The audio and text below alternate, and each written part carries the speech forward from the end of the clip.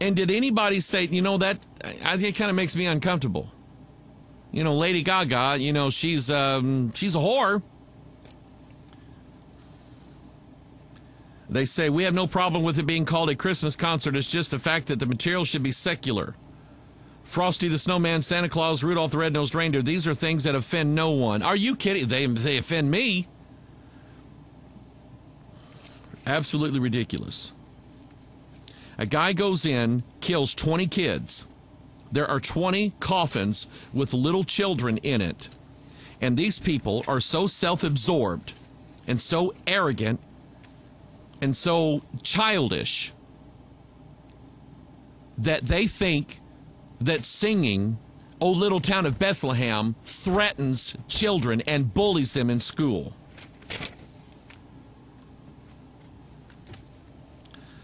Moving right along, let's talk about Connecticut, shall we? Let's talk about Newtown, Sandy Hook, Connecticut. Let's talk about 20 coffins. And let's not forget the, what is there, 6 others, 6 adults, including Lanza's mother, and various school teachers, brave people. Let's talk about, let's ask them if they felt threatened by anybody singing "O Holy Night." There is, let me get some notes here. I made some notes. I've been looking over Facebook. In fact, let me see if I can pull up. Here's my Facebook account now. Let me go look and see what's being said on Facebook. There's stories everywhere. Oh, there's a Barry Manilow concert. Cool. Anyway, I'm not a Barry Manilow fan, by the way. People posting things about the Connecticut shooting. Conspiracy ideas. Things just aren't adding up.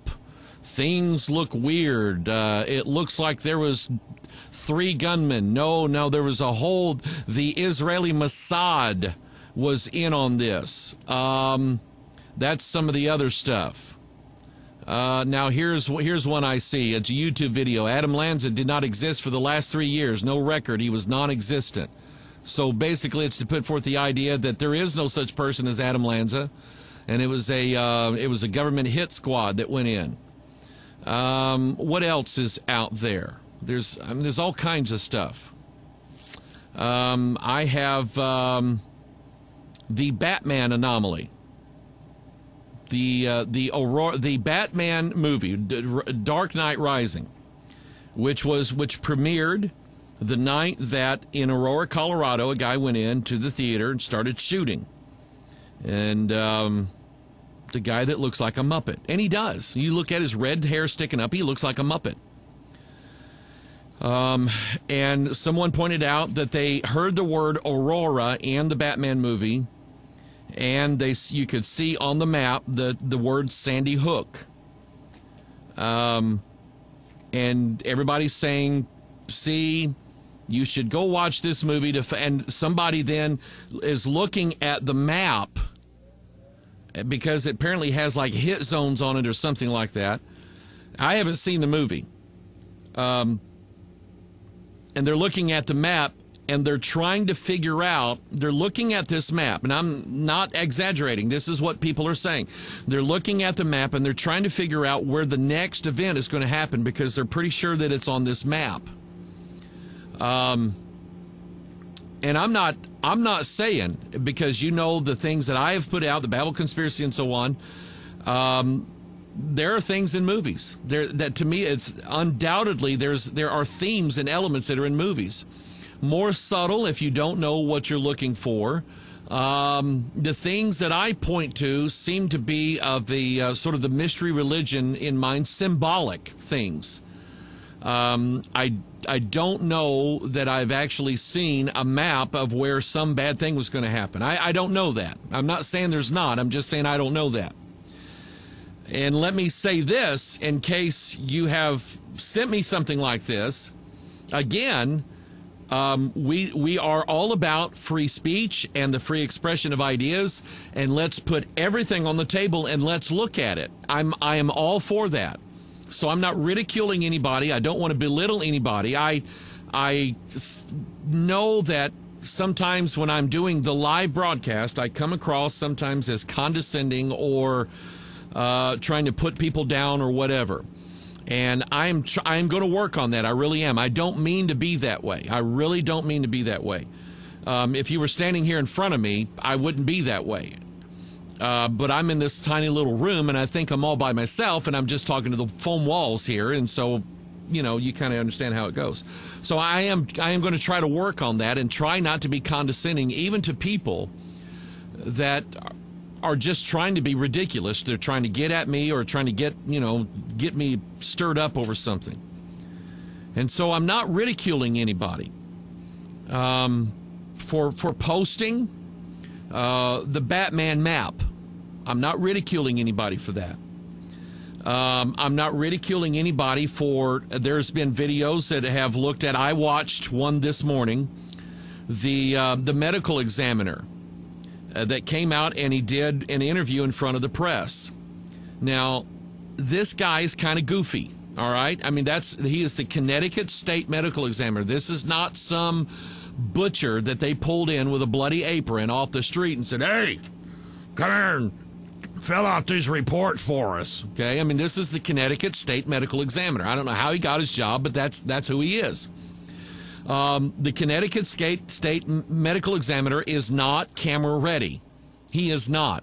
I mean, I'm watching this guy, and this guy does not belong in front of a camera or a microphone.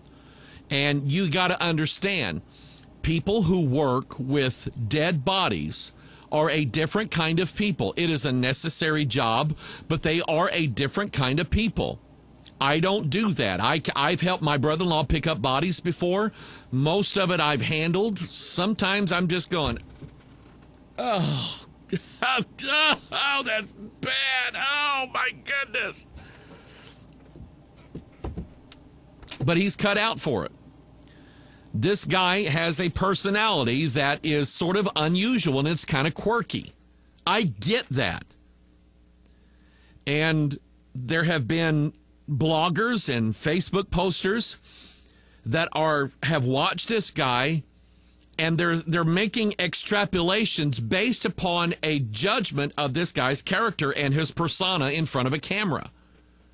So they're trying desperately to inject the idea that something's not right here, something's fishy about this. I don't believe the official story because look how he's acting. Well, that's not evidence. That's not evidence. I mean, I watched the guy and I'm going, this guy's ugh. But you understand, this guy has been carving into the dead bodies of 6- and 7-year-old children for the last 3 or 4 days. This is what he's been doing. This is what he does for a living. Okay? Maybe he talks to them. I don't know. But to base your conspiracy theories or any kind of theory, let's just deal with this. The official story is Adam Lanza goes into the school. There's a discrepancy about how he got in. We don't really know yet. Maybe some know, and I just haven't read it.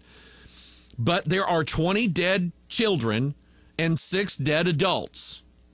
And according to the medical examiner, they were all killed by the same bullet. Not the same bullet, the same gun. That's the official story. There are people, and I'm fine with this idea, that are not comfortable with that.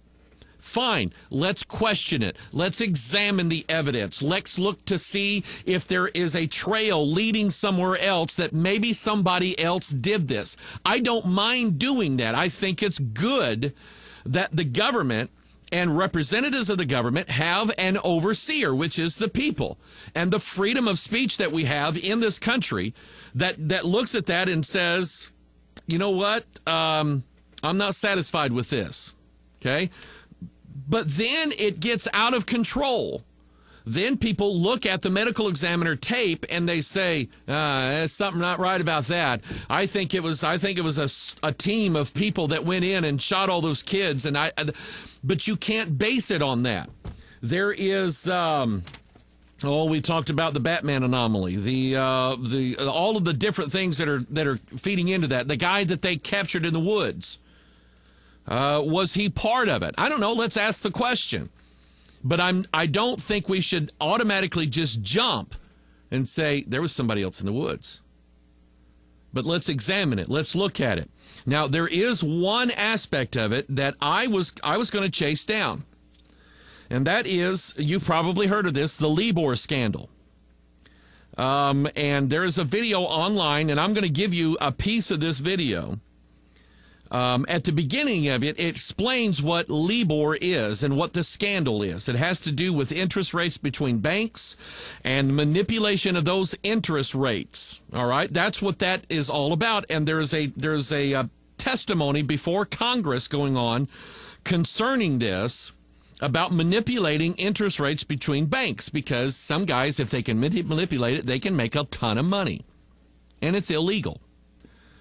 So it's been floating around on the internet that the father of the Aurora shooting and the father of Adam Lanza are both scheduled to testify before Congress in the Libor scandal. That's what's out there. And I'm going, wow, that's got me interested. And I thought, before I do this, I want to check it out. Who came up with this? Where did this information come from? Do we even ask that question? Where does this information come from?